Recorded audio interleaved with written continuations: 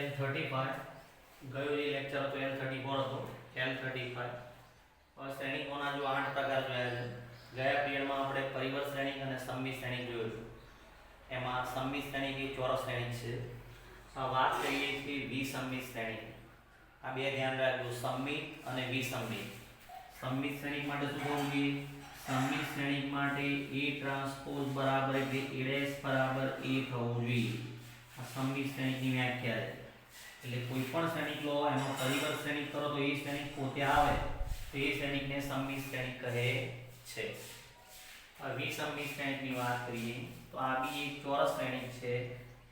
જો ચોરસ શ્રેણિક, આ કયા પ્રકારનો ચોરસ શ્રેણિક છે?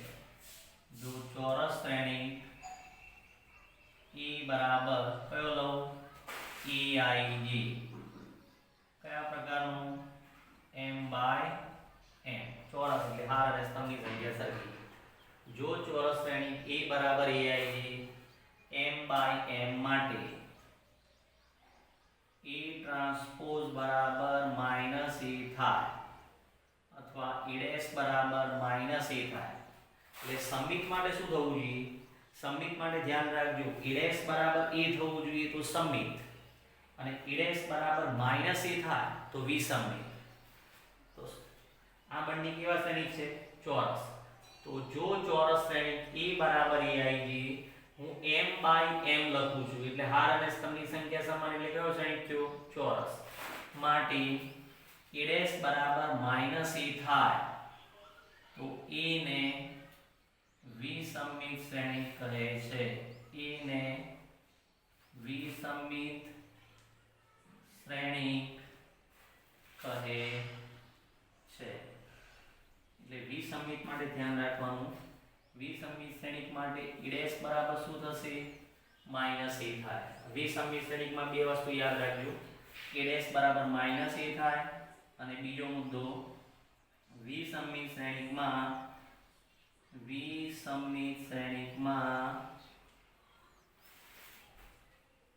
વિકર્ણ ઘટક શું થાય? 0. વિકર્ણ ઘટક 0 થાય. આ ખાસ ધ્યાન રાખજો, 0 થાય.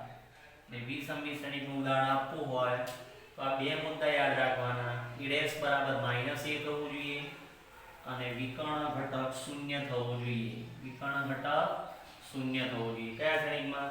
વિસંમિત શ્રેણિકમાં. વિકર્ણ ઘટક એટલે આપણને ખબર છે, બરાબર? હા, વિકર્ણ ઘટક કયા થાય ચોરસ શ્રેણિકમાં? બરાબર? એટલે કે ઉદાહરણ લઈએ પહેલા, ફોર એક્ઝામ્પલ લઈએ. જો આ એક શ્રેણિક લઉં છું E બરાબર, હવે એમાં વિકર્ણ ઘટક તમારે પહેલા 0 મૂકી જ દેવાના. આ ચોરસ શ્રેણિક જ હશે, ધ્યાન રાખજો. એટલે આપણે 3/3 લઈએ છીએ. વિકર્ણ ઘટક 0. હવે A' બરાબર શું થવું જોઈએ? -A. તો અહીંયા હું કોઈ બી ઉદાહરણ લઉં છું, અહીં 1 2 લખું છું. આડી લાઈનમાં 1 2 લખ્યા તો ઊભી લાઈનમાં તમારે એની અપોઝિટ કિંમત લખવાની, કારણ કે A' બરાબર -A થવું જોઈએ. પહેલા વિકર્ણ 0 મૂકી દીધા. વિસંમિત શ્રેણિકમાં વિકર્ણ ઘટક 0 હોય, 1 2 લખ્યા તો અહીં શું થશે? એની અપોઝિટ કિંમત એટલે -1 -2. અહીં 5 લખો તો અહીં મારે શું લખવું આપણે? -5. આ એક શ્રેણિક આવી ગઈ. આ મેં ઉદાહરણ લઉં છું. કયા શ્રેણિકનું ઉદાહરણ લઉં? વિસંમિત શ્રેણિકનું ઉદાહરણ લઉં છું. આ એક શ્રેણિક છે. હવે A' બરાબર શું થવું જોઈએ? -A. આ તમે વિકર્ણ 0 લખશો તો જ થશે, નહીં તો નહીં થાય. હવે આનો ટ્રાન્સપોઝ કરો તો, ચલો આનો ટ્રાન્સપોઝ કરો એટલે બધી હારને સ્તંભમાં ફેરવો તો. ટ્રાન્સપોઝ એટલે આવડે ને, આની બધી હારને સ્તંભમાં ફેરવો. 0 1 2 -1 0 5 -2 -5 0 થઈ ગયું, બરાબર? હવે A' બરાબર શું થવું જોઈએ? -A.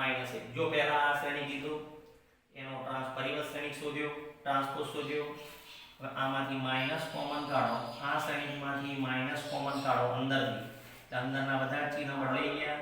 0 1 2 અહીં -1 0 5 અહીંયા -2 -5 0. ક્લિયર? હા, જો અંદરથી માઈનસ કોમન કાઢ્યું એટલે A' બરાબર શું બતાવવાનું છે? -A.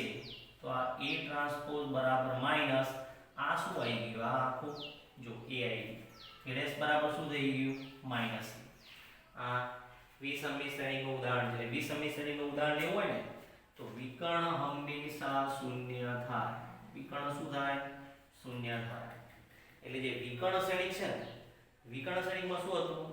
વિકર્ણ સિવાયના બાકીના બધા ઘટક 0 હતા અને વિષમની શ્રેણીમાં વિકર્ણ 0 હોય. આ બે વસ્તુ ખાસ ધ્યાન રાખજો. એટલે વિષમની શ્રેણીમાં શું બતાવવાનું? a ડેશ બરાબર -a થવું જોઈએ અને વિકર્ણ હંમેશા શું હોય? 0. ચલો એક બીજું ઉદાહરણ લઈએ. ઉદાહરણ બીજું લઈએ. શ્રેણી a લઉં છું. વિકર્ણ 0 લખી દેવાના, તમારે ધ્યાન રાખજો. અહીં 2 5 તો એની અપોઝિટ કિંમત અહીં લખો -2 -5. અહીં 7 લખો તો અહીં કેટલા લખવાના? -7. અહીંયા ધ્યાન રાખજો. કેમ? કારણ કે a ડેશ બરાબર શું થવું જોઈએ? -a. વિકર્ણ 0 લખ્યા, અહીં 2 5 લખ્યા હારમાં, તો સ્તંભમાં એની અપોઝિટ કિંમત લખો. અહીં 7 લખ્યા તો અહીં શું લખ્યું? -7. હવે આનો ટ્રાન્સપોઝ કરો તો ટ્રાન્સપોઝ એટલે બધી હારને સ્તંભમાં ફેરવો. એટલે 0 2 5 અહીં -2 0 7 અહીં -5 -7 0 થઈ ગયા. બરાબર. હવે a ટ્રાન્સપોઝ બરાબર શું થવું જોઈએ? -a.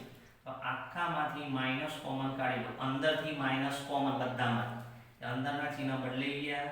0 2 5 અહીં -2 0 7 અહીં -5 -7 0. આ કયો શ્રેણી આવી ગયો? જો એ આવી ગયો. આવી ગયો. તો a ટ્રાન્સપોઝ બરાબર શું થઈ ગયું? -a. તો a ટ્રાન્સપોઝ બરાબર -a થાય તો એને વિષમની શ્રેણી કહે છે. અને a ટ્રાન્સપોઝ બરાબર a થાય તો એને કયો શ્રેણી કહેવાય? એને સમમિત શ્રેણી કહે છે. એટલે સમમિત અને વિષમિતમાં ધ્યાન રાખજો. આ બંને કેવા શ્રેણી છે? ચોરસ શ્રેણી છે. એટલે એવું કહી શકાય. અહીંયા ધ્યાન રાખજો ઓબ્જેક્ટિવમાં. એટલે પ્રત્યેક i અને j માટે eij,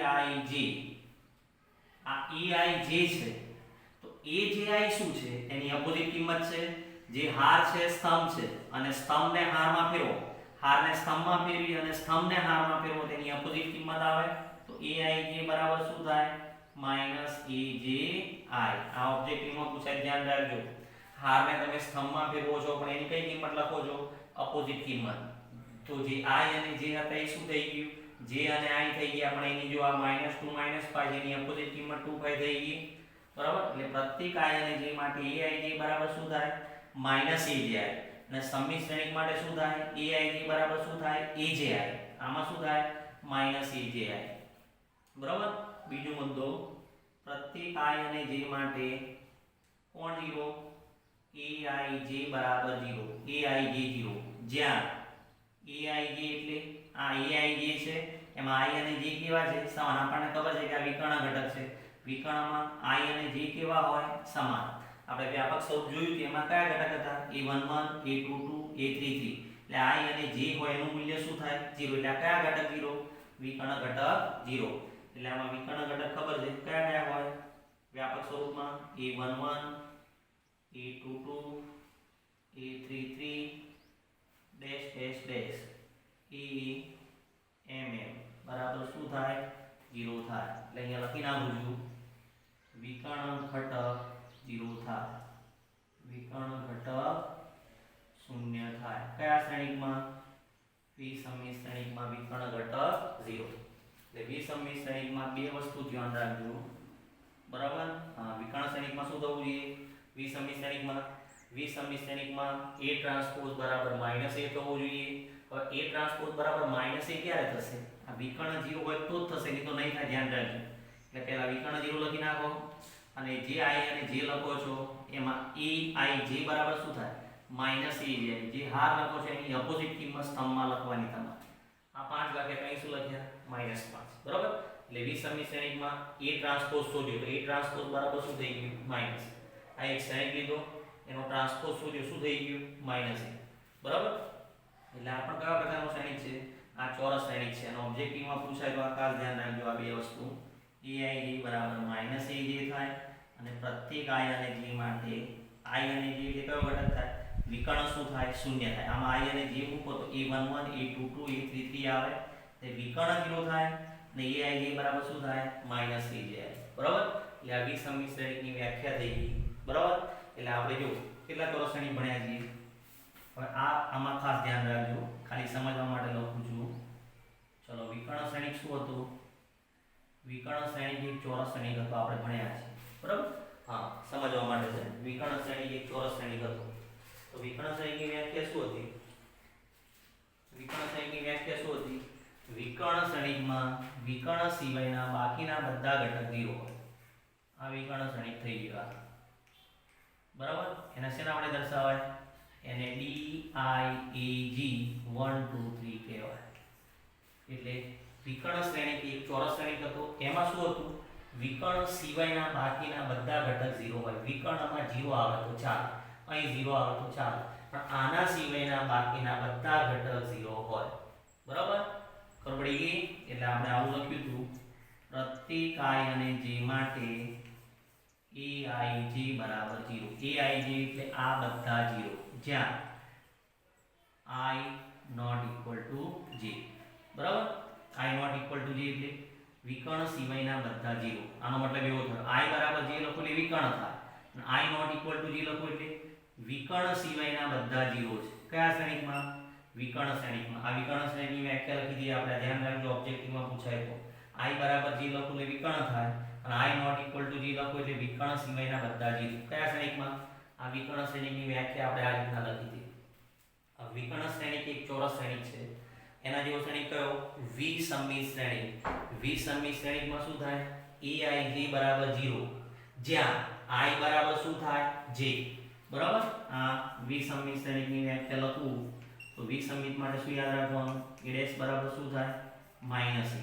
અને પ્રત્યેક i અને j માટે aij બરાબર 0 જ્યાં કોણ 0 છે? i અને j. વિકર્ણ 0 થાય બરાબર.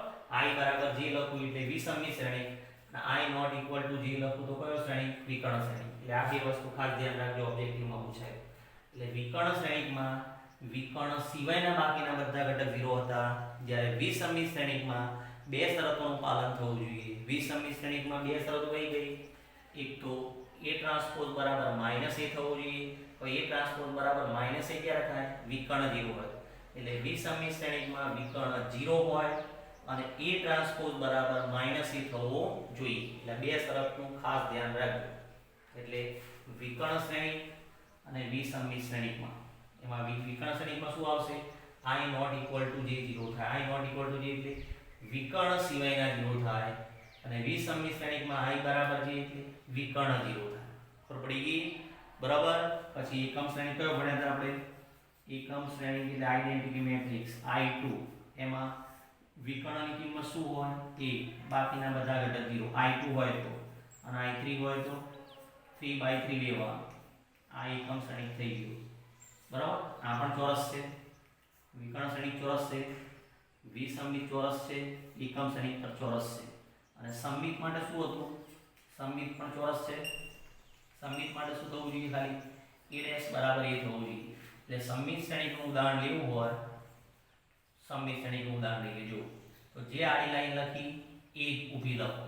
લખી અહીં 4 5 લખો તો ઊભી લાઈનમાં અહીં 5 લખો. અહીં ગમે તે ઘટક લખો. હવે આનો ટ્રાન્સપોઝ કરો. આનો ટ્રાન્સપોઝ કરો તો એ પોતે થાય. આનો ટ્રાન્સપોઝ કરો તો એ પોતે થાય. તો આ શ્રેણીને સંમિત શ્રેણી કહેવાય. એટલે સંમિત શ્રેણી માટે શું થવું જોઈએ? સંમિત શ્રેણી માટે a' બરાબર a થવો જોઈએ. વિસંમિત માટે શું થવું જોઈએ? વિસંમિત માટે a' બરાબર -a થવો જોઈએ. અને વિકર્ણ શું લેવાના? 0. વિકર્ણ 0 લેશો તો જ a' બરાબર -a થાય, મિત્રો ના થાય. વિકર્ણ 0 લખ્યા, જે હાર લખો છો એની અપોઝિટ કિંમત તમારે સ્તંભમાં લખવાની. પહેલા વિકર્ણ 0 લખી દેવાના અને પછી a' બરાબર -a તમારે ગોઠવવાનું બરાબર. એટલે આ ચાર ચોરસ શ્રેણી ભણ્યા હતા: સંમિત, વિસંમિત, એકમ શ્રેણી, વિકર્ણ શ્રેણી. આપણે જેટલા બી ચોરસ શ્રેણી ભણ્યા છે આ ચારની વાત કરી: વિકર્ણ, વિસંમિત, સંમિત, એકમ શ્રેણી. આ ચાર શ્રેણીઓ ચોરસ શ્રેણી છે. એટલે આ ચેપ્ટરની અંદર શ્રેણીકોના કુલ કેટલા પ્રકાર છે? શ્રેણીકોના કુલ 9 પ્રકાર છે. એમાં ચાર ચોરસ શ્રેણી ભણ્યા: વિકર્ણ શ્રેણી, એકમ શ્રેણી, સંમિત શ્રેણી અને વિસંમિત શ્રેણી. સંમિત શ્રેણીમાં શું થવું જોઈએ? સંમિત શ્રેણી માટે a' બરાબર a થવું જોઈએ. વિસંગીત માટે શું થવું જોઈએ? a' બરાબર -a થાય અને વિકર્ણ ઘટક શું થાય? 0. એકમ શ્રેણિક માટે વિકર્ણ સિવાયના બાકીના બધા ઘટક 0 અને અગ્ર વિકર્ણ શું હોય? 1 હોય. બરાબર પડી ગઈ? અને વિકર્ણમાં વિકર્ણ સિવાયના બાકીના બધા ઘટક 0 એટલે વિકર્ણ અને વિસંગીત બેમાં ભૂલ પડે નહીં.